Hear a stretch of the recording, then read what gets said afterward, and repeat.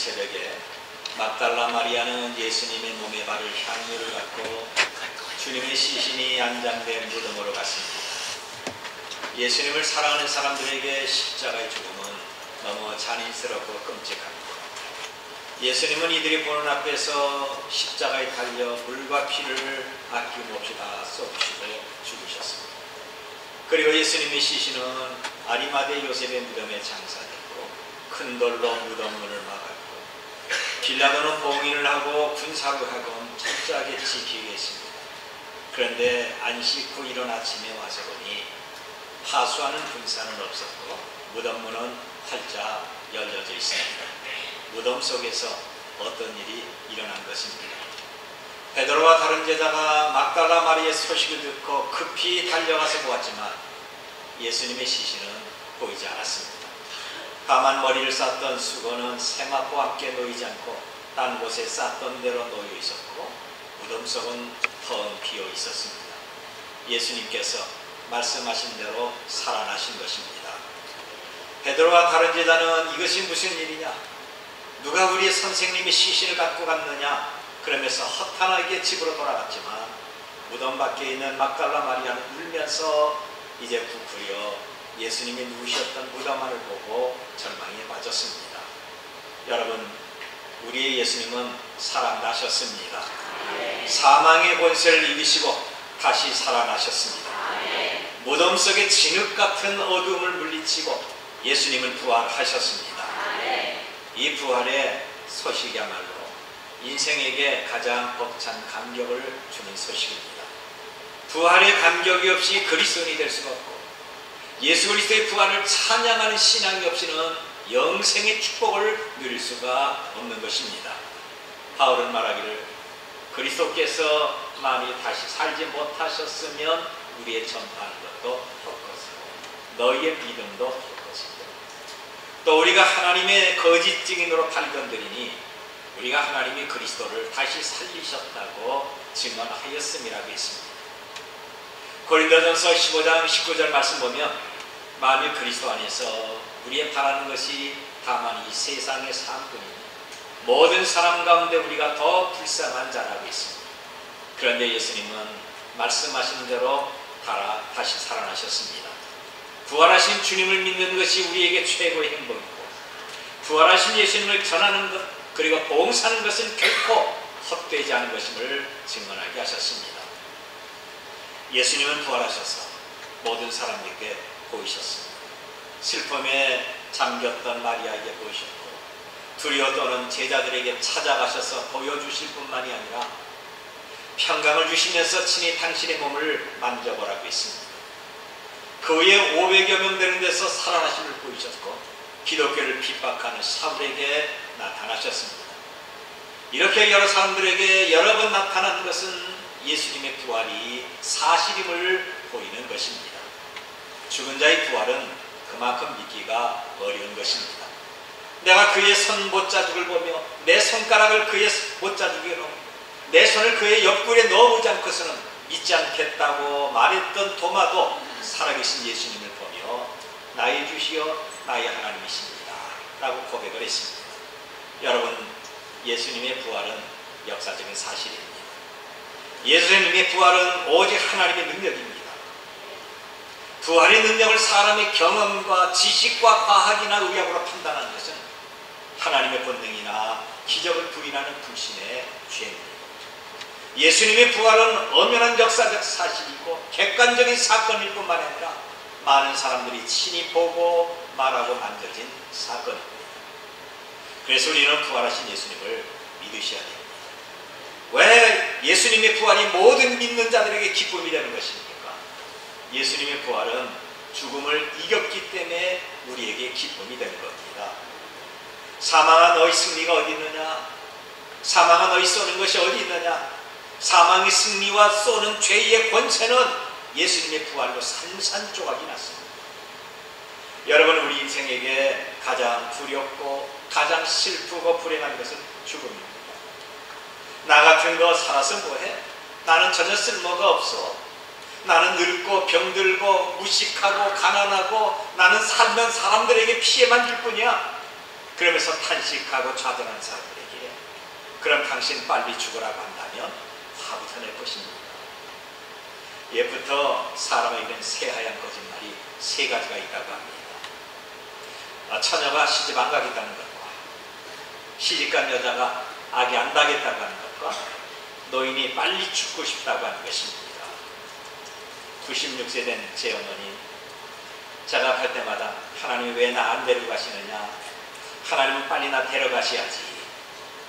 그러면서 제가 나오면 야 신목사 나 어지러우니까 닌 거 주사 한 대 맞춰줘라. 여러분, 죽음이란 한 가정의 균형을 깨뜨리는 것이고 사랑하는 사람을 다시 볼 수가 없다는 슬픔과 절망을 주는 영원한 이별입니다. 그런데 예수님이 다시 살아나심으로 우리에게는 죽음의 고통과 두려움과 슬픔을 극복할 수 있는 용기를 주셨던 것입니다. 마가복음 16장 13절 보니까 누가 우리를 위하여 무덤 문을 열어주리요, 무덤에서 누가 나를 위해서 돌을 굴려주리요. 이 말은 예수님의 무덤으로 가는 여자들의 절망과 탄식의 말입니다. 그리고 이 질문은 죽음이란 과제를 풀어야 되는 모든 인류의 질문.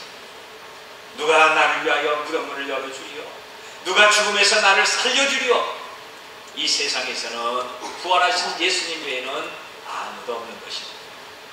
사랑하는 사람이 죽는다는 것은 정말 슬픈 겁니다. 반대로 산다고 하는 그 자체는 순수하고 아름다운 것입니다. 여러분, 오늘 우리가 어떤 괴로움, 내가 어떤 아픔, 어떤 문제가 있어도 내가 숨쉬고 살아있다는 그 한 가지로 우리에게는 소망이 있고 살 수 있는 가치가 있고 감사가 있습니다.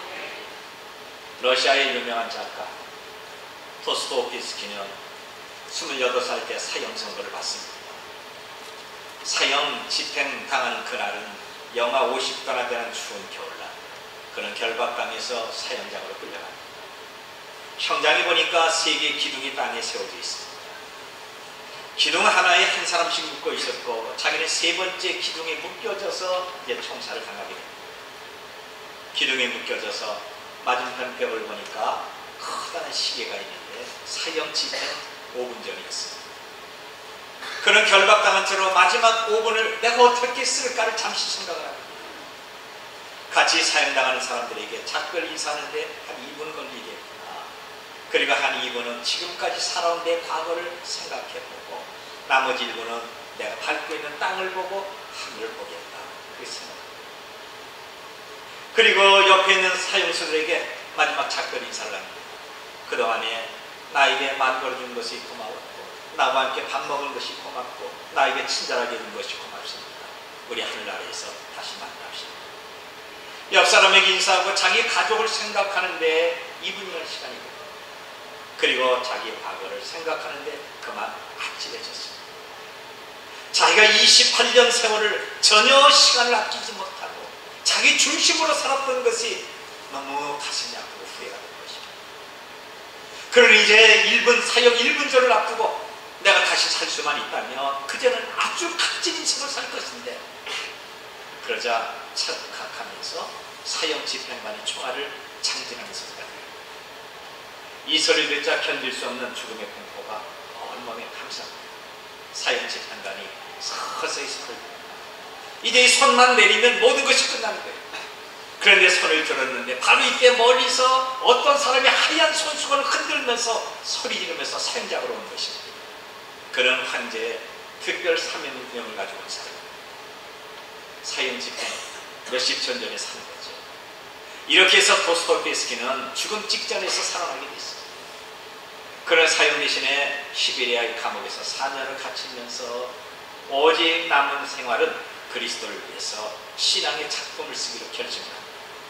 그래서 감옥에서 기도하고 감옥에서 주님을 바라보면서 기록한 유명한 작품이 2가지가 있는데, 우리가 잘 아는 죄와 벌 그리고 카라마조프의 형제는 이 부류의 명작을 남기게 된 것입니다. 여러분, 사형 선고받고 죽음 직전에 있는 사람에게 전해진 가장 기쁜 소식이 어떤 것입니까?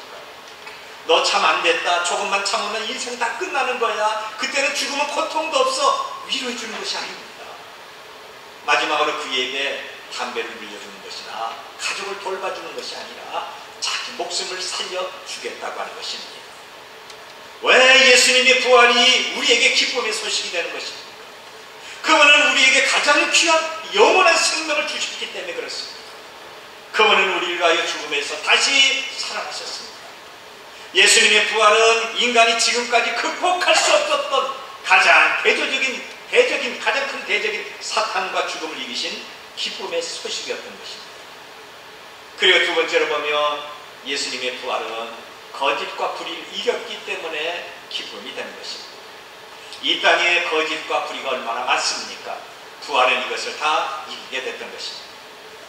이 땅에서는 거짓과 불법과 불의가 잠시 득세하는 것 같고 진리와 정의가 말살되는 것 같아도 예수님의 부활은 진리가 살아있고 정의가 실현되는 것을 우리에게 보여주는 것입니다.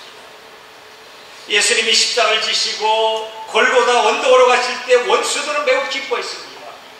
이제야 우리의 목적이 이루어집니다. 이제부터는 우리는 두 발 뻗고 편히 잠자겠다. 누가 감히 우리를 대적할 수 있겠다. 원수들은 속이 다 후련했습니다. 그리고 예수님이 십자가에 못 박힐 때 너무 좋아서 비난하며 희롱을 했던 겁니다. 아하, 성전을 헐고 살 만에 짓는 자여, 내가 너를 구원해서 십자가 한번 내려와 봐라. 대제사장과 바리새인과 장로들도 함께 희롱하면서 그가 남은 구원했지만 자기는 구원할 수가 없다. 강도 중 한 명도 예수님을 욕하면서 네가 그리스도가 아니냐? 그렇다면 너와 우리를 구원하라고 욕을 합니다. 결국 예수님은 외롭게 십자가에 달리셔서 하나님 앞에 당신의 영혼을 부탁하면서 세상을 떠납니다. 그러자 원수들은 이제 다 끝났다라고 하면서 기분 좋게 집에 가서 승리를 자축했습니다. 여러분, 예수님이 십자가에 달리실 때는 불의가 정의를 이긴 것, 선은 십자가에 못 박히고 유린다는 것입니다. 악은 승리의 기쁨을 가졌던 거죠. 바로 예수님이 십자가에 달렸었을 때는 미움이 사랑을 이겼고 거짓이 진실을 덮었을 때입니다. 어둠이 빛을 삼킬 때 예수님의 제자는 다 도망해버리고 나왔습니다. 실망하고 두려움에서 문 잠그고 숨었습니다. 이런 현상은 그런데 잠시 잠깐뿐이었습니다. 예수님은 불의와 어둠을 이기시고 다시 살아나셨습니다. 여자여 어찌하여 울며 누구를 찾느냐? 어찌하여 살아있는 자를 죽은 자 가운데서 찾느냐? 그가 여기 계시지 아니하고 살아나셨느니라. 할렐루야. 여러분, 우리 예수님이 다시 사신 것을 믿으면 아멘 하십시다. 더 크게 아멘 하십시다. 예수님이 다시 살아난 것은요, 진리가 승리한 것입니다. 사랑이 미움을 이긴 것이고 선이 불의를 누른 것입니다. 예수님의 부활은 선이 악보다 강하고 사랑이 미움보다 능력이 있고 정의는 반드시 불의를 이긴다는 것을 보여준 것입니다. 우리가 사는 이 땅에서 악의 세력이 더 강하고 불의와 불법과 거짓과 폭력의 세력이 활개치는 것을 종종 보지 않습니다. 하나님이 과연 살아계시며 이렇게까지 될 수가 있을까? 하나님은 정말 나를 사랑하십니까? 하나님은 정말 내 사정을 다 아실까? 왜 하나님은 내 기도를 지금까지 안 들어주실까? 의심하며 절망하는 경우도 있습니다. 정의를 사랑하며 믿음을 따라 성실하게 살려고 하는 성도들이 불법과 불의와 거짓과 폭력이 휩쓰는 걸 보고 어떻게 세상이 이럴 수가 있을까? 탄식하며 몸을 토사하고 있습니다. 행여이르다 내가 다치는 것이 아닐까? 내가 나서다가 나만 손해는 보는 것이 아닐까? 피하고 눈치 보고 힘 있는 사람에게 슬그머니 붙기도 합니다. 그런데 여러분, 이 부활의 날에 우리가 분명히 알아야 될 것이 있습니다. 언제까지나 정의가 불법에 눌린당하지 않습니다. 양심을 불의에게 무시받는 것이 아닙니다. 언제까지나 진리가 거짓에게 조롱을 받고 자유가 독재에게 억눌리지 않습니다. 어둠과 죽음의 권세를 이기신 예수님이 이 세상을 완전히 바꿔놓으셨습니다. 전능하신 하나님은 역사의 연자맷돌을 천천히 돌리지만 결코 멈추지 않습니다. 인간의 생사화복과 국가의 흥망성쇠를 아주 부드럽게 가시면서 세상을 심판하고 있습니다. 성실과 믿음으로 사는 그리스도인들에게 불의와 불신과 불법이 난무해도 모든 것은 잠시 후에 하나님의 연자맷돌 앞에서 완전히 갈려지게 될 것입니다. 우리는 그날을 소망해야 됩니다. 부활하신 예수님은 진리와 생명으로 불의와 불법을 이기셨습니다. 그래서 이것이 우리의 기쁨입니다. 그리고 세 번째로 예수님의 부활은 우리에게 희망과 용기를 주기 때문에 기쁨이 되는 것입니다. 왜 예수님의 부활이 우리에게 기쁨의 소식이 될까요? 죽음의 권세를 이겼기 때문에. 예수님의 부활은 거짓과 불의를 이기셨기 때문에 그렇습니다. 그리고 시리와 절망에 빠진 사람들에게 희망과 용기를 주는 것은 예수님의 부활의 능력이십니다. 예수님이 십자가에 달려 죽자 제자들은 다 절망했습니다. 슬퍼하며 과거로 돌아갑니다. 어떤 제자는 과거에 겪은 추억으로 삼고 힘없이 갈릴리 바다에서 고기를 잡습니다. 어떤 제자는 고개를 숙이고 엠마오 길을 걷습니다. 그의 발걸음은 힘이 없었고 그저 탄식하며 예루살렘을 떠나 엠마오 행하고 있었습니다. 어떤 제자는 부활을 의심합니다. 이렇게 예수님을 따르는 제자 가운데 자살한 사람도 있고 고기잡이를 하고 먼 길을 떠나고 숨고 의심하면서 실망과 두려움에서 하루하루를 보내고 있었습니다.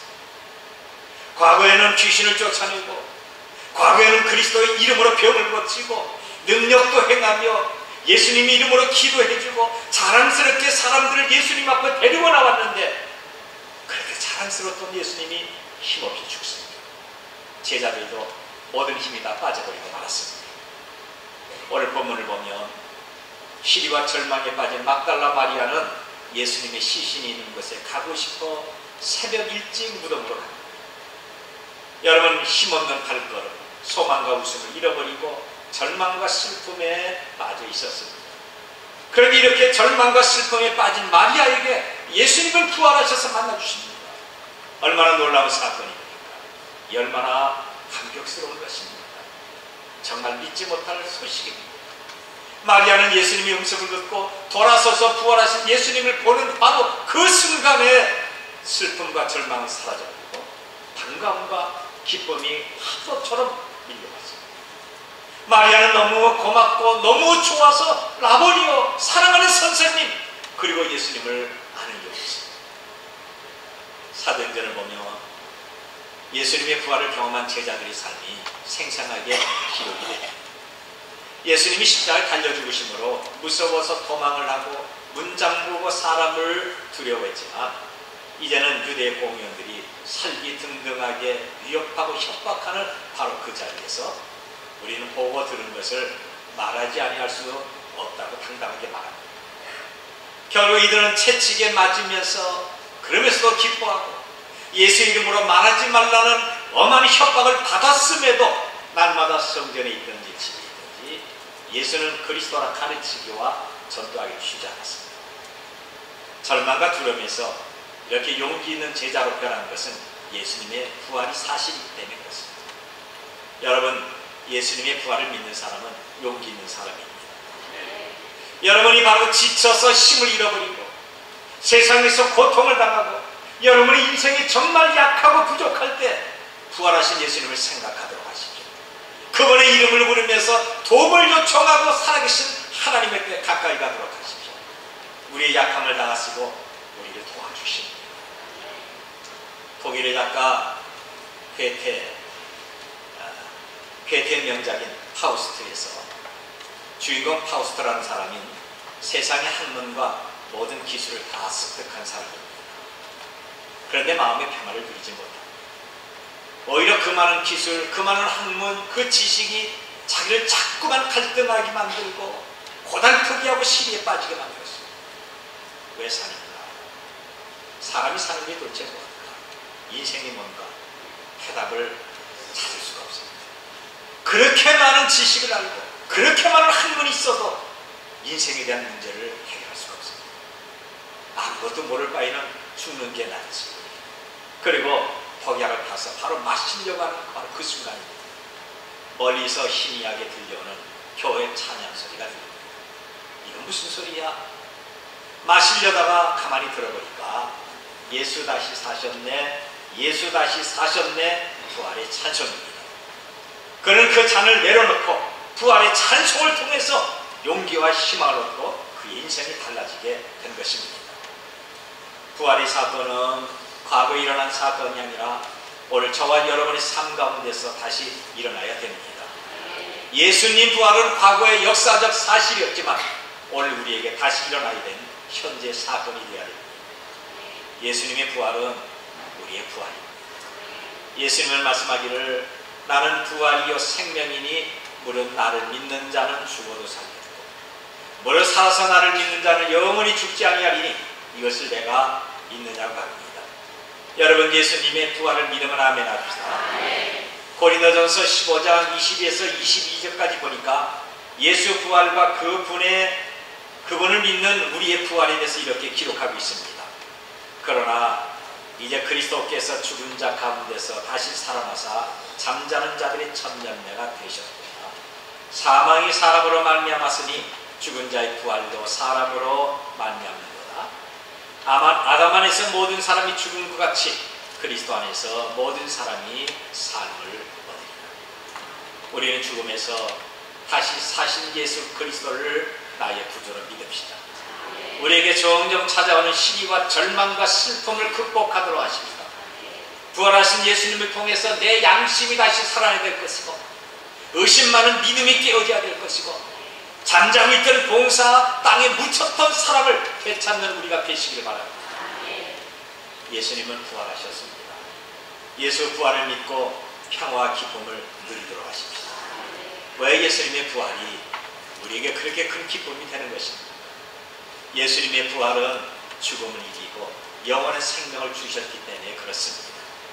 예수님의 부활은 모든 불의와 거짓을 이기고 선과 진리와 정의가 승리하기 때문에 그렇습니다. 예수님의 부활은 우리에게 희망과 용기를 주시는 것입니다. 오늘 예수님의 부활을 기념하는 이 자리에서 저와 여러분의 인생이 이런 기쁨과 이런 감격으로 충만해지시기를 바랍니다.